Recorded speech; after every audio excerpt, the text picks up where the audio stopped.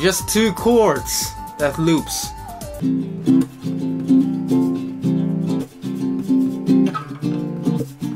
I cannot tell you how insane this piano solo is.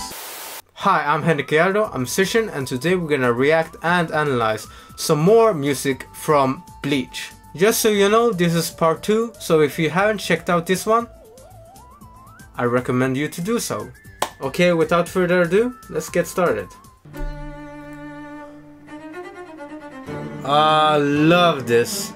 In the intro we hear one cello or a bass playing along with a guitar. And then the guitar stops here, right? So the intro here is very interesting. It starts off with 3 major chords. So D major to D sharp major to F major. So it goes like this.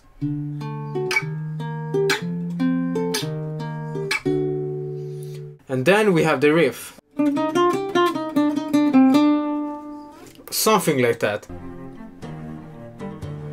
I love that golpe coming from the guitar with that trill. You do the trill, right? But you kind of hit the guitar simultaneously. Oh, harmonizing 2 string instruments. Sounds like maybe a bass with a cello. You can barely hear the notes because he's playing so fast.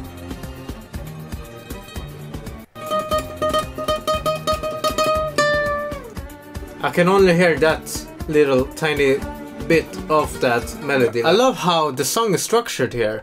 So we hear a little bit of the guitar playing its first melody line. Then we take a break from the guitars, right? And hear the strings.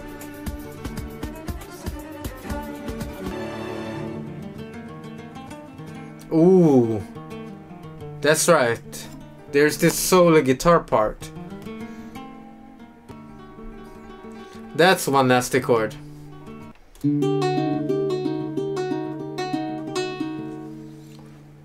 Very interesting chord. Yes, so we have D flat 9 with an 11. Extremely dynamic. Love the beautiful arpeggios that are placed here and there. This is just a classical. So if we were to look at this as if it was C major, we would have the 6th chord, A minor, 5th chord, G major, 4th chord, F major, and secondary dominant, E major. The 3rd chord, it has this G sharp instead of G natural. So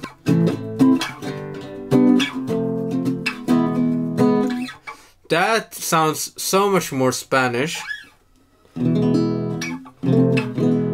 This is such a classical kind of Spanish progression, going from one major chord to another major chord, one semitone below. That sounds so much more Spanish, having that E major instead of E minor. Because E minor would sound like this.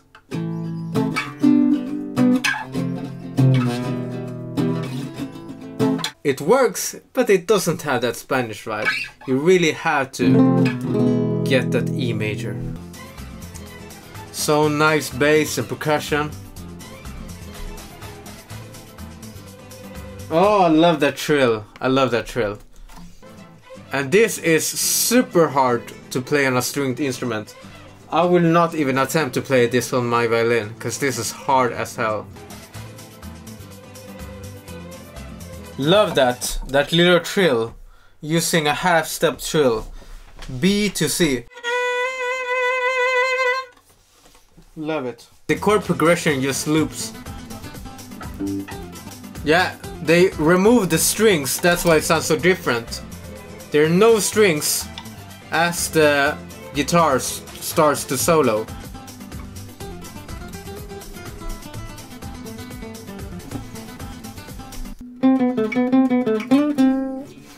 so hard to play. Yeah, you definitely need to practice your scales, especially if he's improvising this, which I do not think he is. To play this articulate, it's super hard. And to sound this confident when playing the guitar or soloing, it's hard.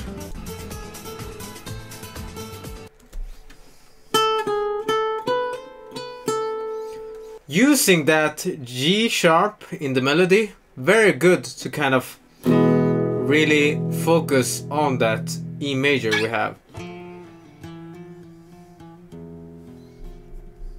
More golpe.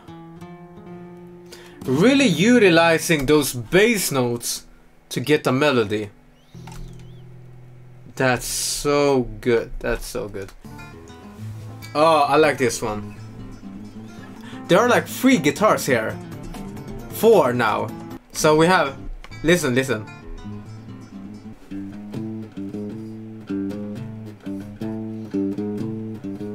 I really like that bass line. A chromatic bass line like this. So we have 3 notes. G, G sharp, and A. Do you hear that rhythm? It's not... The first way we approach this bass line is slow. And the second time we approach this bass line is fast. And then we kind of loop it, right? The second guitar we have here. Can you hear those sounds in the song?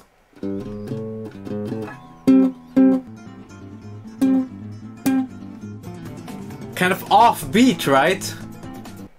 Super nice. Okay, and then the third guitar is the most obvious one.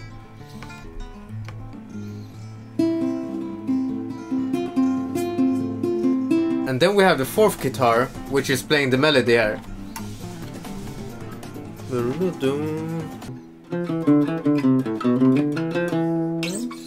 That's super hard to play. You hear that crescendo from the strings, not the actual riff here, but the actual note in the background kind of emphasizing the bass.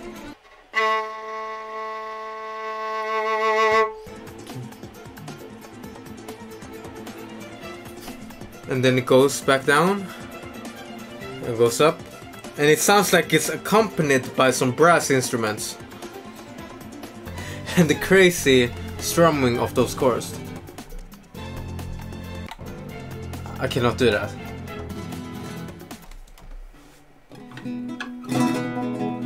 So sick. So this is just a tritone walk-up. So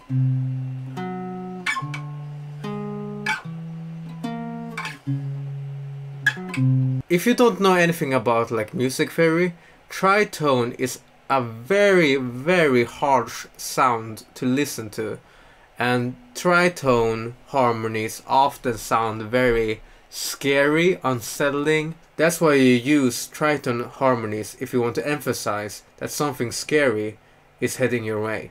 It repeats 3 times, and then on the last repetition it changes, right? And then it just adds choir. That's so sick. I love the drums. Everything about this is... I love the unison and octave harmonies. Oh, it's so good.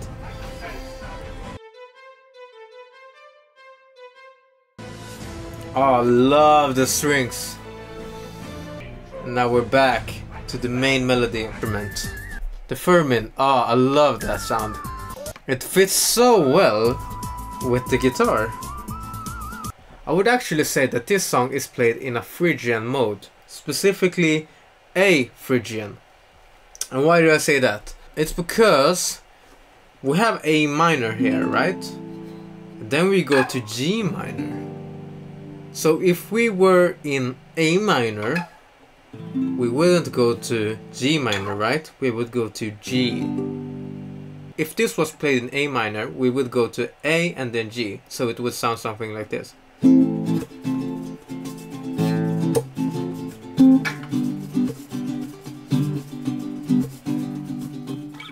But instead, we do this. A minor to G minor.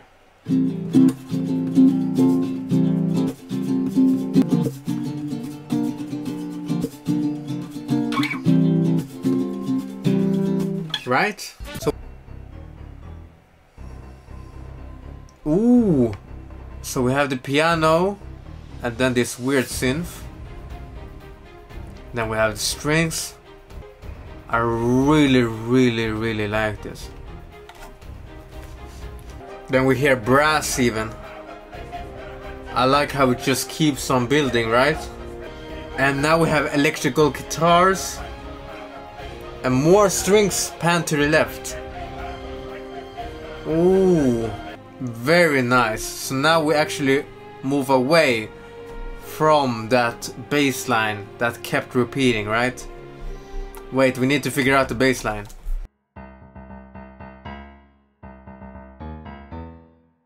Do you see how close these notes are to each other? So that's why it sounds so intense and crazy. Cause these are too close to each other. Especially these two. The C and the C sharp. And the E and the E flat, right? If you want to compose something that sounds terrifying, don't be afraid to just... Don't think of like writing in any kind of key. Just think of actual dissonant riffs. So let's say I want to begin with this note. I'm just gonna create something.